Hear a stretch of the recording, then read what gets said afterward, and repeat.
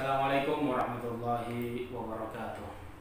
Alhamdulillah rabbil alamin wa bihi nasta'inu ala umuri dunya waddin. Wassalatu wassalamu ala asyrafil anbiya'i wal mursalin sayyidina wa habibina al-a'zam Muhammadin sallallahu alaihi wasallam. Rabbi israh li sadri wa yassir li amri wahlul 'uqdatam min lisani yafqahu qawli. Sahabat yang dimuliakan oleh Allah, kita kembali akan mengkaji kitab Riyadhus Shalihin di bab yang pertama, tepatnya di hadis yang ketiga. Langsung saja akan kita baca bersama-sama. Bismillahirrahmanirrahim. Wa an Aisyah radhiyallahu anha qalat, bahwasanya hadis ini seperti hadis yang kedua diriwayatkan oleh Ummul Mukminin Sayyidatuna Aisyah radhiyallahu anha. Qalat, bahwasanya beliau bersabda, Rasul sallallahu alaihi wasallam bersabda, la hijrata ba'dal fathi, tidak ada hijrah setelah fathi. Yang dimaksud dengan fathi di sini adalah Fathu Makkah.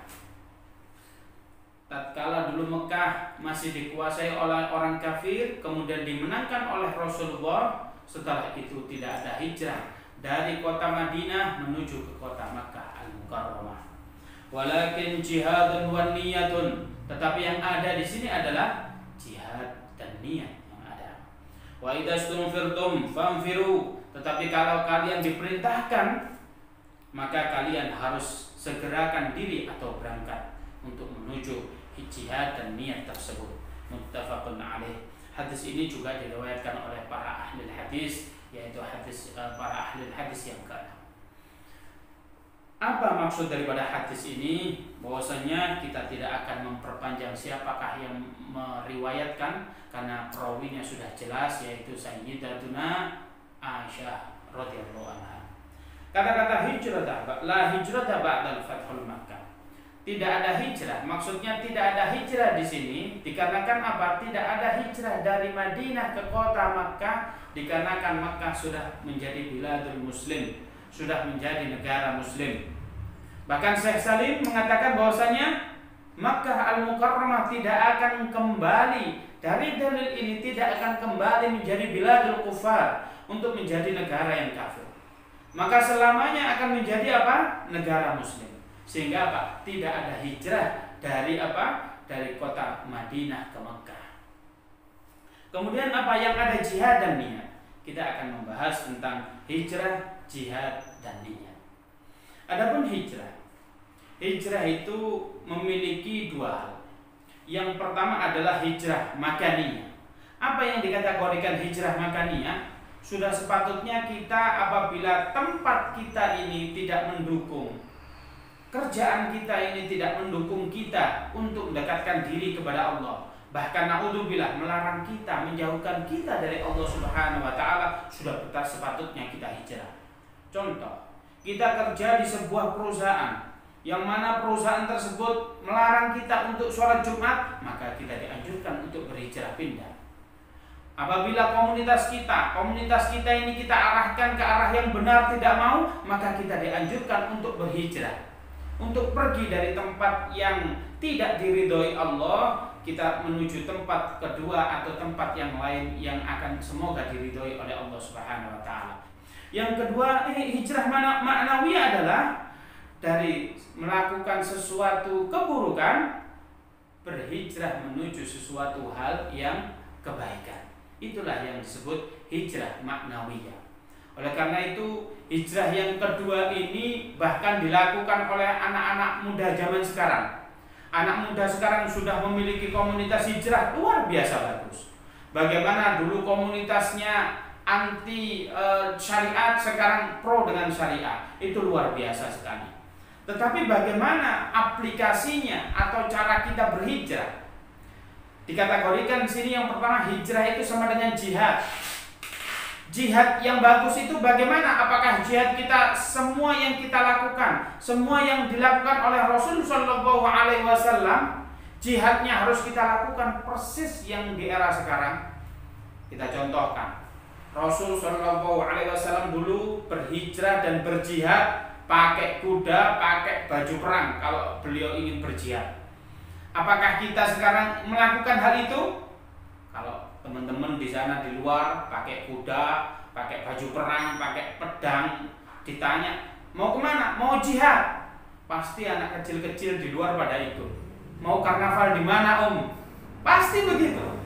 Ternyata apa? Jihadnya bukan persis apa yang dilakukan oleh Rasulullah, tapi tidak mengurangi nilai jihad yang dilakukan oleh Rasulullah SAW.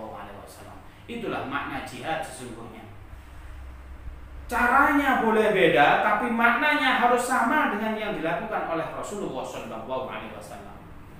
Kemudian karakter orang yang berhijrah itu ada 3 hal. Yang pertama, orang hijrah itu adalah hijrah qalbun. Hijrah hanya di hati. Yang mana orang ini melakukan biasanya apa? Mau terus, mau hijrah. Karena hijrah hanya di hati. Dia tidak mau melakukan karena mau, masih mau dan mau dan mau. Oleh karena itu orang semacam ini kita pastikan tidak pernah hijrah. Contoh kecil. Kalau kita ada yang melakukan tidak mau sholat sekarang, nantilah kalau saya sudah tua mau sholat. Nantilah kalau kita sudah tua mau begini, mau dan mau. Orang semacam ini sampai tua pun tidak mau hijrah dari keburukan menuju kebaikan. Itu dinamakan hijrah al-qalbu. Yang kedua adalah hijrah amali. Hijrah amali ini begini. Orangnya sudah hijrah tanpa berpikir dari tempat yang buruk menuju tempat yang baik. Kalau dulu komunitasnya buruk, komunitasnya baik, semua langsung hijrah. Hijrah tempatnya, hijrah apanya. Tetapi apa? Qalbunnya atau hatinya masih di mereka. Kadang tatkala di tengah-tengah hijrah temannya masih taklim, tapi pikiran orang yang taklim ini nggak ditaklim di tempat itu, tapi apa? Di komunitas dia yang lama. Enak ya zaman dahulu kalau kita ini masih nongkrong sama teman-teman kita, yang weekend kita bisa trek-trekan di luar sana. Tidak. Tapi apa? Orang semacam ini kepikirannya di sana, jasadnya sudah hijrah. Maka orang semacam ini dikategorikan apa? Hijrah amali. Pada dasarnya hijrah yang ketiga ini adalah pilihan umat yang cerdas, pilihan umat yang bagus, pemilihan anak-anak muda yang komunitasnya hijrah. Apa yang ketiga ini adalah hijrah al-qalbul wal amali. Hijrah hatinya, hijrah amalnya.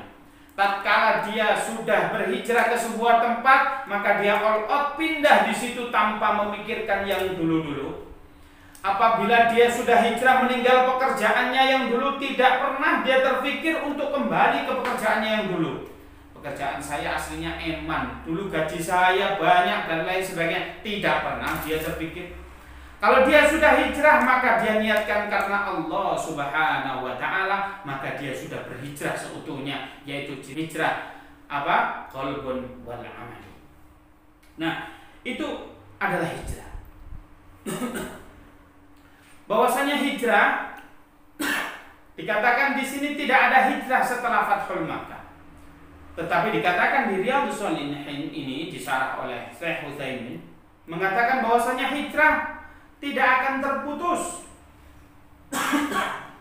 sampai taubat tidak diterima oleh Allah Subhanahu wa taala. Maksudnya apa? Hijrah akan selamanya bisa dilakukan oleh umat Islam kapanpun dimanapun kita berada. Tetapi maksudnya apabila kecuali taubat sudah tidak diterima oleh Allah Subhanahu wa taala, maksudnya apa?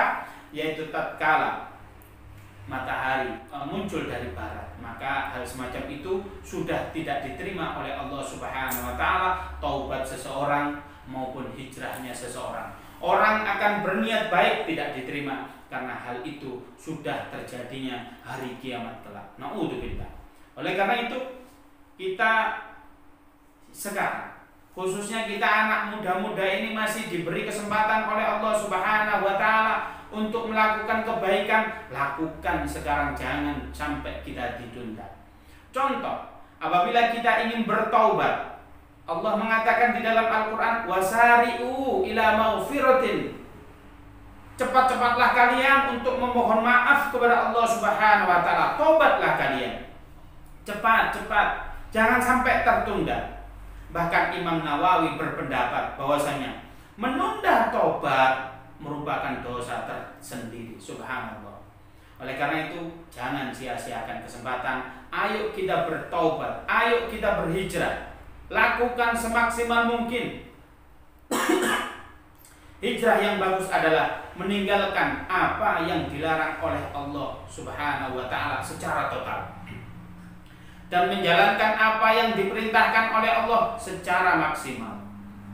Kenapa apabila larangan kita harus total? Iya, kita contohkan, kita dilarang minum minuman keras atau minuman khamr atau yang memabukkan. Setetes saja jangan. Kita jangan mencoba. Apabila kita dilarang untuk menggunjing tetangga kita, jangan sampai kita menggunjing tetangga kita. Jangan sampai kita dilarang mengintimidasi, kita mengintimidasi tetangga kita. Dikatakan oleh Allah kita jangan berkata-kata buruk, jangan sampai status kita di Facebook maupun di WhatsApp maupun di admin sosial, di sosial media semua itu kita berkata-kata jelek, jangan sampai. Itulah larangan. Tetapi apa maksimal dalam menjalankan apa yang diperintahkan oleh Allah? Kita contohkan sholat. Sholat ini seharusnya kita lakukan harus dengan cara berdiri. Tetapi kalau kita tidak mampu berdiri, tidak kuat berdiri, boleh kita sambil duduk. Kalau kita nggak kuat sambil duduk, boleh sambil rebahan, sambil tidur. Kalau kita tidak kuat sambil tidur, boleh hanya menggerakkan tangan saja.